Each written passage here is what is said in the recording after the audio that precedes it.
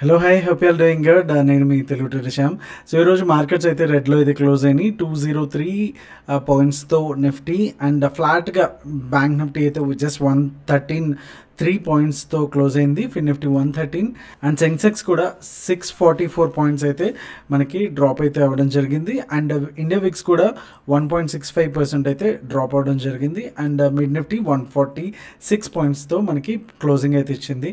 And మనకి ఏదైతే demand zone ఉందో అండ్ ఇన్సైడ్ క్యాండిల్ అనుకున్నామో ఇది కిందకైతే వచ్చింది. అఫ్ కోర్స్ హ్యూజ్ గ్యాప్ అప్తోనే మార్నింగే ట్రేడ్ అయితే అయిపోయిందని చెప్పొచ్చు. ఇంకా తర్వాత నుంచి కంప్లీట్గా ఒక రేంజ్ బౌండ్లోనే ఉండి అండ్ ఆల్మోస్ట్ హీరో ట్రేడ్ ఒక్కటి మాత్రం కాల్ సైడ్ అయితే ఇచ్చింది. సో మనం ఒక 5 minutes చార్ట్లో కనుక చూసుకుంటే కనుక ఇది మనకి గ్యాప్ డౌన్ అయితే అయ్యింది. ఓకే, సో తర్వాత ఫస్ట్ 2 to 3 క్యాండిల్స్లోనే మనకి అయిపోయింది. సో ఆల్మోస్ట్ ఇక్కడ నుంచి కూడా కంప్లీట్గా రేంజ్ బౌండ్ అండ్ తర్వాత 3 o'clock ఆ టైంకి ఒక హీరో మూవ్ అయితే వచ్చింది. సో మార్నింగ్ నుంచి కాల్స్ ఎవరైతే షార్ట్ చేస్తూ ఉంటారో ఈ లెవెల్లో అండ్ ఇక్కడికి వచ్చిన తర్వాత కూడా బుక్ చేసుకోలేదు అనుకుంటే కనుక వాళ్ళకి కూడా చాలా వరకు సర్ప్రైజ్ మూవ్స్. అండ్ బయర్స్ పర్స్పెక్టివ్లో చూసుకుంటే మాత్రం ఎటైనా సరే మనకి ఫేక్ బ్రేక్అవుట్స్ లేదంటే ఈ క్యాండిల్స్లో కూడా స్కాల్పింగ్ చేసినా సరే అరౌండ్ 40 పాయింట్స్ ఇక్కడ మూవ్ అవుతున్నా సరే దాంట్లో మాత్రం ఆప్షన్ ప్రీమియమ్స్లో కానీ ఒక 10 పాయింట్స్ కన్నా ఎక్కువ మూవ్ అవ్వలేని పరిస్థితి అయితే ఇవాళ అయితే చూసాము. So coming back to daily chart అనుకుంటే కనుక 24,400 దగ్గర నెక్స్ట్ సపోర్ట్ అయితే మనకుంది. అంటే ఈరోజు క్లోజింగ్ వచ్చేసి 24,609 అండ్ ఇంకొక 200 పాయింట్స్ అయితే డౌన్ మూవ్ అయితే పెండింగ్ ఉంది. మళ్ళీ అగైన్ రేపు గ్యాప్ అప్ అయ్యి మళ్ళీ అగైన్ 24,800కి వచ్చిందంటే మాత్రం కంప్లీట్గా మళ్ళీ రేంజ్ బౌండ్లోనే ఉండడానికే ఛాన్సెస్ అయితే ఉన్నాయి. మనకి ఇలాంటి మేజర్ ట్రెండ్ రివర్సల్ క్యాండిల్స్ అయితే మనకి రావట్లేదు. అన్నీ కూడా కంప్లీట్గా డోజీ కైండ్ ఆఫ్ క్యాండిల్సే మనకి ఎక్కువ బోరింగ్ క్యాండిల్స్ వస్తున్నాయి. అండ్ బ్యాంక్ నిఫ్టీలో చూసుకుంటే కనుక మనకి అగైన్ ఇక్కడ ఒక డోజీ అయితే ఉంది. అండ్ ఓవరాల్గా ఏదైతే మేజర్ డిమాండ్ జోన్ ఏదైతే ఉందో 54,400 ఈ లెవెల్ని మాత్రం బ్రేక్ అయితే చేయట్లేదు. ఇవాళ లో చూసుకున్నది కానీ 54,576 ఇంకా డోజీ క్యాండిల్ అయితే వచ్చింది. డోజీ క్యాండిల్ వచ్చినప్పుడు తెలిసింది కదా బుల్స్ అండ్ బేర్స్ వచ్చేసి స్ట్రాంగ్గా ఉన్నారనేసి. కొంత ఆపర్చునిటీ అయితే ఇవాళ బ్యాంక్ నిఫ్టీలో వచ్చిందని చెప్పొచ్చు. నిఫ్టీలో కంటే ఇంట్రాడే పర్స్పెక్టివ్లో బ్యాంక్ నిఫ్టీ కొంత స్ట్రాంగ్గా అయితే మనకు కనిపిస్తూ ఉంది. సో ఒకసారి రేపటికి ఇంట్రాడే పర్స్పెక్టివ్లో Nifty buying zones and selling zones and no trade zones ఒకసారి చూసేద్దాం.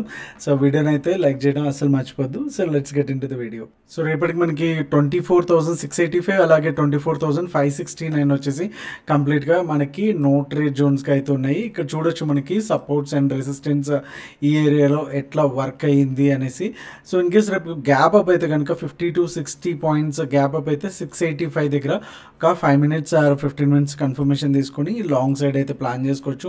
24,743 వచ్చేసి ఫస్ట్ టార్గెట్గా ఉంటే సెకండ్ టార్గెట్ 24,801 అలాగే థర్డ్ టార్గెట్ వచ్చి 24,903గా అయితే మనకుంది. And in case gap down అయితే కనుక అరౌండ్ 24,569 దగ్గర మనకి కన్ఫర్మేషన్ తీసుకున్న తర్వాత అండ్ ఫస్ట్ టార్గెట్ వచ్చి 24,598. ప్రీవియస్గా కూడా మనకి ఈ లెవెల్స్లో చాలా వరకు మనకి సపోర్ట్ అయితే తీసుకుంది. సో వన్స్ ఈ లెవెల్ కనుక బ్రేక్ అయితే కనుక మనకి మేజర్ లెవెల్ ఏదైతే ఉంటుందో సెకండ్ లెవెల్ అనమాట 24,400. సో వన్స్ మోస్ట్లీ ఫ్రైడేస్ వచ్చేసి మనకి ఇది టార్గెట్ మోస్ట్లీ ఫ్రైడేస్ వచ్చేసి కన్సల్టేషన్గా ఉండడానికి చాలా వరకు ఛాన్సెస్ ఉంటాయి. ఇన్ కేస్ ఒకవేళ ప్రాఫిట్ బుకింగ్ కనుక వచ్చింది అనుకుంటే కనుక అంటే ప్రీవియస్గా ఏదైతే ఉందో 24,400 లెవెల్స్ కూడా అంటే మన టార్గెట్ 2 కూడా బ్రేక్ అయితే కనుక కొంచెం సెల్లింగ్ ప్రెషర్ ఎక్కువ అవడానికి ఛాన్స్ ఉంటుంది. సో అప్పుడు పిఈ సైడ్ మనకి టార్గెట్ కూడా ఎక్కువ వచ్చేదానికి అయితే అవకాశం ఉంది. టార్గెట్ 3 వచ్చేసి 24,341గా అయితే మనకి కనిపిస్తుంది ఉన్నాయి.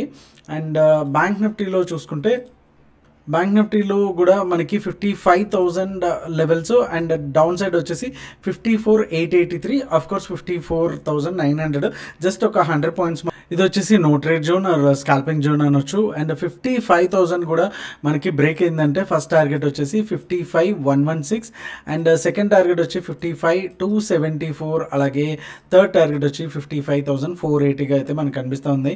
అండ్ ఇది 5 minutes చార్ట్, 15 minutes కాదు యాక్చువల్గా. సో 54,883 కూడా మనకి బ్రేక్ అయింది అనుకుంటే కనుక ఫస్ట్ టార్గెట్ వచ్చి 54,781 అండ్ సెకండ్ టార్గెట్ వచ్చి 54,569, అలాగే థర్డ్ టార్గెట్ వచ్చి 54,468గా అయితే మనకి థర్డ్ టార్గెట్స్గా అయితే ఉన్నాయి. అండ్ సెన్సెక్స్ కూడా ఒకసారి చూసేద్దాం. సెన్సెక్స్లోకి వచ్చేసరికి 81,133 మనం ఇక్కడ చూడొచ్చు ఈ లెవెల్స్. అండ్ డౌన్ సైడ్ కూడా మనకి ఈ లెవెల్ చాలా ఇంపార్టెంట్గా ఉంది మనకి. సో ఈరోజు ఆల్మోస్ట్ ఈ లెవెల్ బ్రేక్ చేసినా సరే మళ్ళీ సస్టైన్ అయితే అయిపోయింది.